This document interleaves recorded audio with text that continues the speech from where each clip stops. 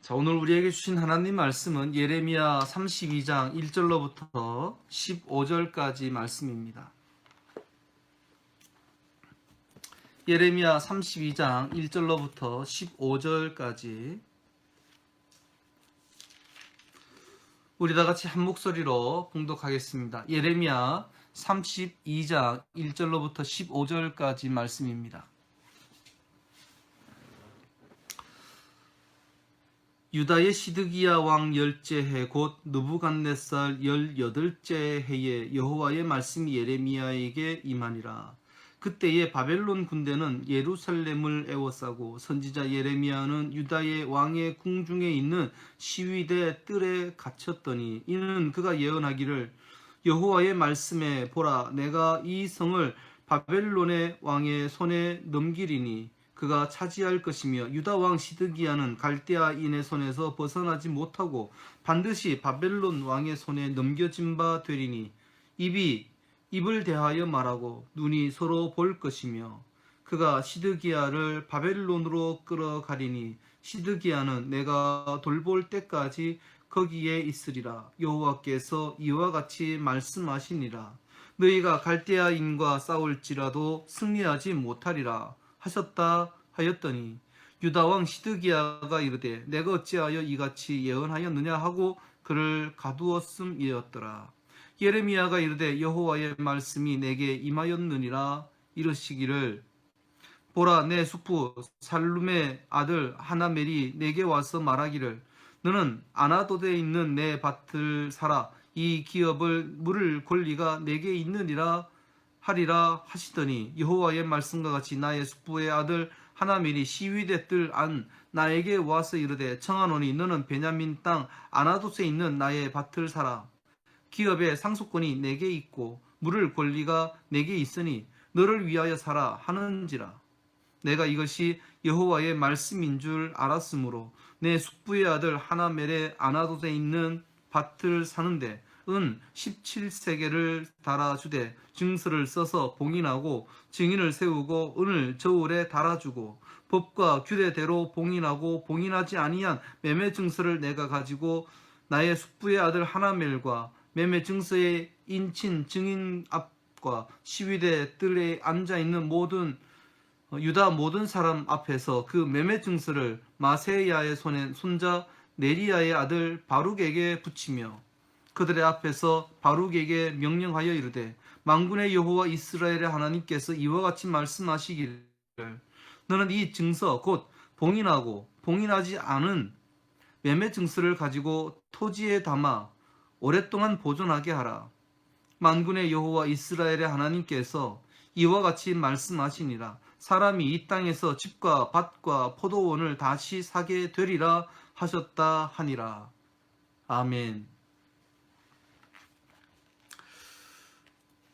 할렐루야. 하나님께서 오늘도 여러분과 함께 하시기를 우리 주님의 이름으로 축원합니다.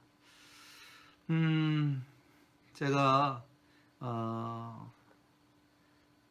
오늘 이렇게 오신 분을 다 호명하기가 제가 좀 시간이 좀 많이 걸려서요. 현재 멤버로는 21명이지만 같이 예배 드리시는 분들 생각하면 한 25분 내지 6분 정도 되시리라 생각이 됩니다. 새벽에 이렇게 만나서 여러분과 함께 교제하는 것도 좋은 것 같아요. 더 좋은 게 있다면 혹시 모르겠어요. 우리 유튜브 댓글은 제가 보니까 재생이 안 되더라고요. 그래서 우리 밴드의 댓글에 여러분이 예배드리는 장면이나 혹은 사진 같은 것도 올려주시면 댓글에도 사진이 올라가죠. 네. 올라가는 것 같아요. 잘 모르겠네. 올라가게 되면 여러분 올려주시면 또 얼굴 보도록 또 기도하도록 하겠습니다. 자, 오늘 우리에게 주신 말씀을 통해서 저는 이 예레미야가 말하는 것과 그리고 행동하는 것, 사는 것이 이게 일치가 되는 삶을 사는구나 하는 것을 보게 됩니다. 예레미야 선지자의 장점이고 또 특징인 것 같습니다. 예레미야는 하나님께서 말씀하신 것이 이루어질 것을 확신했기 때문에 두려움을 감수하고서도 하나님의 뜻을 선포하게 됩니다. 신앙생활도 그런 것 같습니다. 우리가 말씀을 들었고 또 우리가 기도하며 말했던 것이 우리의 삶에 그대로 드러나는, 다시 말해서 말하는 것과 생각하는 것과 또한 행동하는 것이 일치가 되는 것, 이것을 우리가 계속해서 노력을 하고 있지만 참 쉽지는 않는 것 같습니다. 오늘 말씀을 읽으면서 여러분도 진실한 신앙인으로 이렇게 여러분 자신을 점검하고 하나님 앞에 서게 되기를 주의 이름으로 축원합니다. 먼저 첫 번째, 우리 1절부터 5절까지 말씀을 보면 예레미야가 감금된 사실을 볼 수 있습니다. 예레미야는 유다 왕 시드기야에게 바벨론에게 복종하라는 말씀을 선포했습니다. 그런데 시드기야는 그렇게 하나님께서 말씀하셨음에도 불구하고 순종하지 않았습니다. 도리어 주변 나라들과 연합해서 바벨론에 대항하려고 했습니다. 그러자 주전 588년 1월 15일에 바벨론은 유다에 대한 4차 침공을 실행하고 예루살렘을 포위하고 말았습니다. 시드기야 왕은 예레미야가 계속해서 선포하는 바벨론에 복종하라, 바벨론에 순종하라 하는 이러한 메시지에 백성들이 흔들릴까 노심초사였습니다. 이제 전쟁이 임박했는데 백성들이 예레미야의 이야기를 듣고 왜 우리의 왕은 바벨론에 순종하지 않느냐라는 이야기를 듣는 것이 왕은 싫었던 것입니다. 그래서 이 시드기야 왕은 예레미야를 왕궁 시위대의 뜰에 감금시켰습니다. 다시 말해서 옥에 가둔 것이죠. 그렇게 하면 예레미야가 더 이상 말씀을 선포하지 못하게 될 것이라고 생각했기 때문입니다. 그러나 예레미야는 감금된 중에도 하나님의 말씀, 하나님께서 예언하신 것을 선포했습니다. 시드기야 왕을 향해 갈대아 사람, 다시 말해서 바벨론 사람들에게서 벗어나지 못하고 결국에는 입이 입에 대하여 말하고 눈이 서로 볼 것이라 하는 이 선포되는 말씀을 계속해서 예레미야는 많은 사람들에게 들려주었습니다.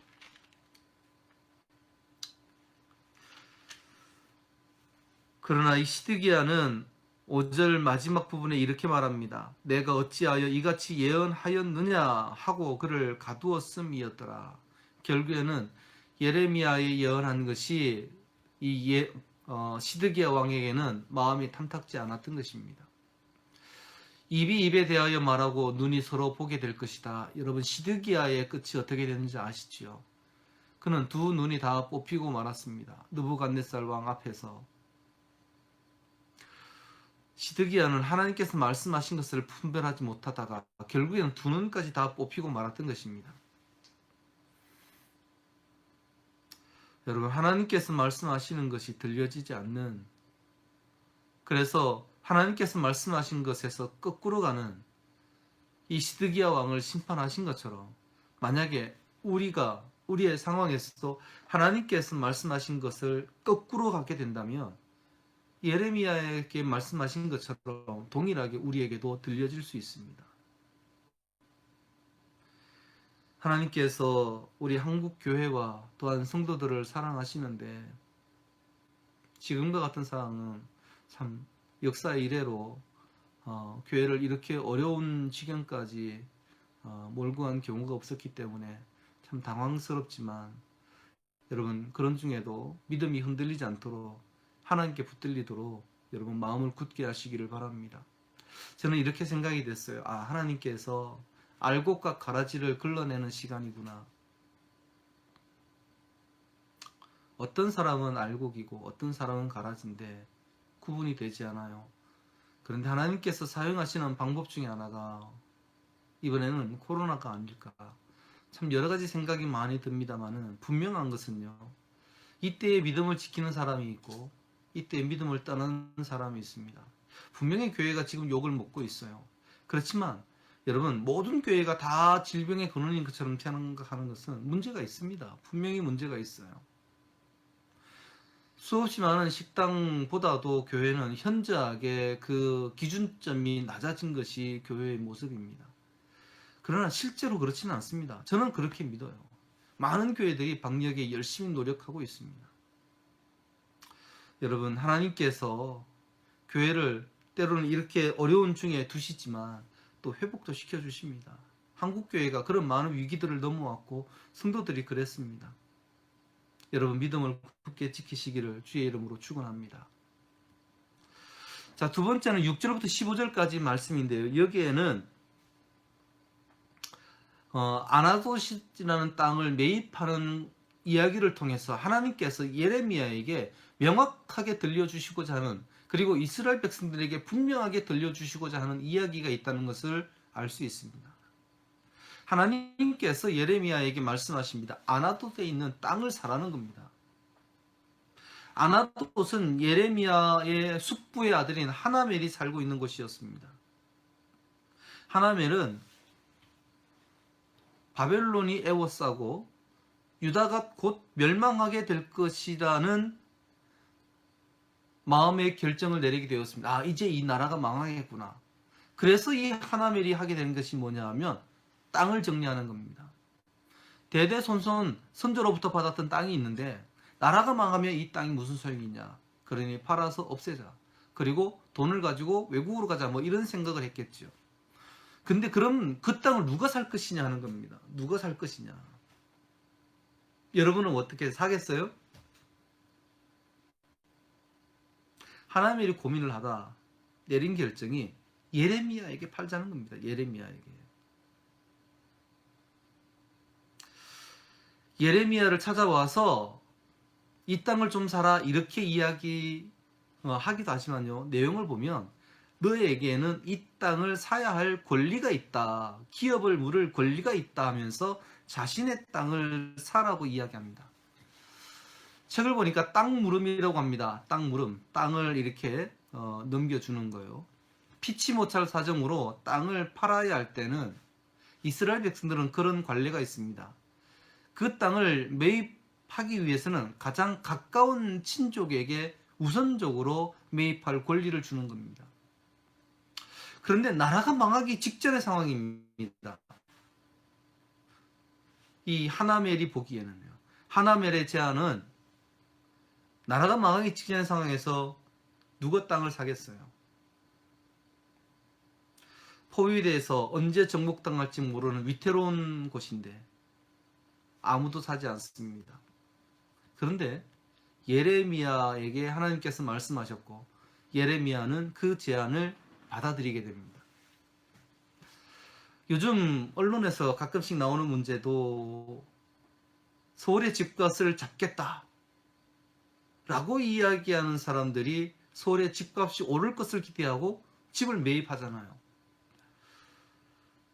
이런 일들이 우리는 몰랐지만 이제 조금씩 수면에 드러나면서 문제가 되고 있습니다. 뭐 과천에 땅이 있는데 관련된 사람이 또 이렇게 뭐 그런 정책 가운데 있었다. 이런 이야기들이 심심치 않게 들려집니다. 그 사람들은 행정은 잡겠다 했지만 실제로는 오를 것이라 생각했기 때문에 그런 정책을 펴게 된 거죠. 그런데 하나멜은 그 거꾸로입니다. 그 거꾸로인데요. 여기가 망할 땅이 있는데 이제 없어질 땅인데 누가 이 땅을 싸게라도 사줬으면 좋겠다. 그러면 그 땅이 없어지지 않을 것이라고 믿는 누군가에게 팔아야 될 것 아닙니까? 예레미야가 그 제안을 수락한 겁니다. 하나님께서 말씀하셨기 때문이었습니다. 땅값으로 은 17세겔을 줬다고 합니다. 일반 노동자가 1년 6개월간 벌어야 벌 수 있는 품삯입니다. 상당히 큰 돈이라고 생각이 됩니다. 그렇게 큰 돈을 들여서 그 밭을 산 이유는 오직 하나였습니다. 하나님께서 말씀하신 것이고 하나님은 이 일을 통해서 무엇을 말씀하신 것이냐. 하나님께서는 이 땅이 다시 원주인의 소유가 된다. 다시 말해서 유다를 그 땅을 회복시킬 것이다 라는 하나님의 약속을 예레미야는 확신하고 있다는 것을, 그것은 분명하다라는 것을 사람들에게 들려주려는 것이었습니다. 예레미야는 하나멜과 증서를 써서 증인을 세워서 정확하게 계약을 체결합니다. 증서 하나는 봉인하지 않는 열람용이고 다른 하나는 보관용입니다. 증인들의 이름으로 봉인됩니다. 그렇게 해서 내가 이 땅을 확실하게 매입했다라는 것을 우리의 아들들, 우리의 손주들에게까지 이것을 전해주게 되는 겁니다. 여러분, 예레미야의 믿음은, 예레미야의 선언은 예레미야의 입에서 끝나는 이야기가 아니었습니다. 예레미야의 선언은 그냥 추상적인 이야기가 아니라 이 땅이 그 가치가 떨어지지 않고 지금 위협 중에 있어도 결국에는 회복된다라는 확고한 믿음 아래 세워진 그러한 행동이었습니다. 그냥 입으로만 한 것이 아니었습니다. 여러분, 우리에게도 이런 믿음이 있어야 됩니다. 예레미야는 마음의 변함이 없이 하나님께서 말씀하신 것이고 하나님께서 회복시키시겠다 하셨던 것이니까 그 땅이 반드시 우리의 자녀들에게 그 소유가 주어질 것을 분명하게 알았던 것입니다. 여러분, 우리의 입술로만이 아니라 우리의 마음으로도 우리의 행동으로도 하나님을 전심으로 찬양할 수 있는 여러분이 되시기를 우리 주님의 이름으로 축원합니다. 말씀을 정리합니다. 예레미야는 유다 백성들이 바벨론의 포로로 끌려가지만 정해진 기간이 지나면 회복될 것이라는 것을 예언했습니다. 바벨론으로 포로로 끌려가는 일을 이야기하자 시드기야가 그를 감옥에 가두었습니다. 그렇지만 변함없이 하나님의 뜻을 선언합니다. 예레미야가 그렇게 할 수 있었던 이유는 하나님의 말씀을 믿었기 때문입니다. 그리고 하나멜의 땅을 매입을 하게 되는데요. 이것도 마찬가지입니다. 이 땅의 가치가 변함이 없다라는 것을 믿었기 때문에 예레미야는 그 땅을 많은 돈을 주고 사게 되었던 것입니다. 이 돈을 다 주어도 이 땅은 그것보다 더 가치가 있다고 믿었기 때문에 그 땅을 산 것입니다. 그리고 하나님께서 그렇게 명령하신 것입니다. 우리는 이해할 수 없는 상황이 계속되고 있습니다.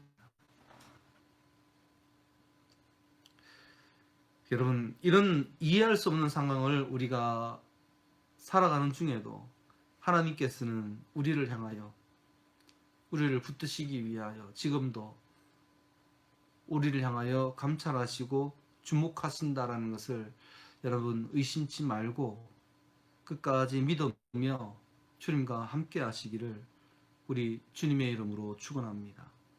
오늘 두 가지 여러분에게 꼭 기억하고 살아주기를 바라는 말씀은 이겁니다. 여러분, 우리의 말과 우리의 생각과 우리의 행하는 것이 일치가 되도록 해야 됩니다. 교회에 오면 성도인데 세상에 나가면 성도가 아닌 것처럼 살아가는 이들이 가끔씩 있습니다. 그러면 안 됩니다. 교회에서도 성도, 누구를 만나도 그리스도인, 그렇게 살아야 됩니다. 또한 두 번째로는 어떤 상황에도 하나님을 의심하지 말아야 됩니다. 이 코로나19의 상황에서도 하나님께서는 여전히 살아계시고 역사하신다는 것을 의심하지 않는 여러분이 되시기를 우리 주님의 이름으로 축원합니다.